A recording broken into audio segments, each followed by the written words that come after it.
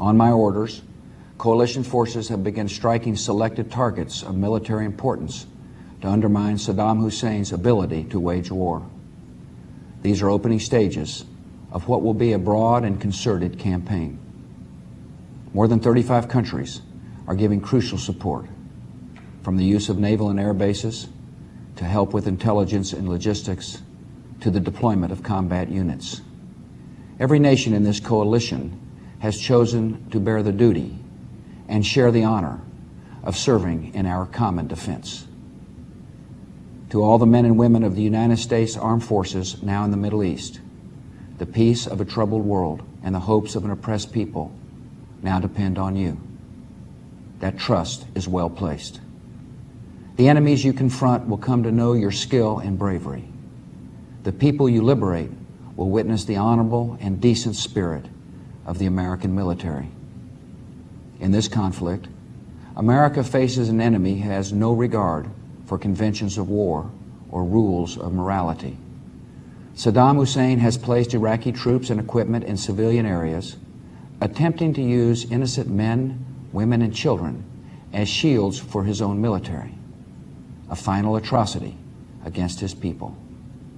I want Americans and all the world to know that coalition forces will make every effort to spare innocent civilians from harm. A campaign on the harsh terrain of a nation as large as California could be longer and more difficult than some predict. And helping Iraqis achieve a united, stable, and free country will require our sustained commitment. We come to Iraq with respect for its citizens, for their great civilization, and for the religious faiths they practice. We have no ambition in Iraq except to remove a threat and restore control of that country to its own people. I know that the families of our military are praying that all those who serve will return safely and soon. Millions of Americans are praying with you for the safety of your loved ones and for the protection of the innocent. For your sacrifice, you have the gratitude and respect of the American people. And you can know that our forces will be coming home as soon as their work is done. Our nation enters this conflict reluctantly, yet our purpose is sure. The people of the United States and our friends and allies will not live at the mercy of an outlaw regime that threatens the peace with weapons of mass murder. We will meet that threat now with our Army, Air Force, Navy, Coast Guard, and Marines, so that we do not have to meet it later with armies of firefighters and police and doctors on the streets of our cities.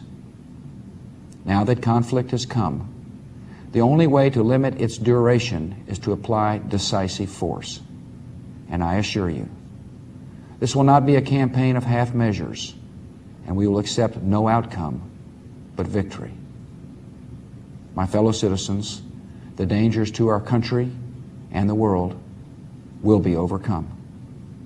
We will pass through this time of peril and carry on the work of peace. We will defend our freedom. We will bring freedom to others, and we will prevail. May God bless our country and all who defend her.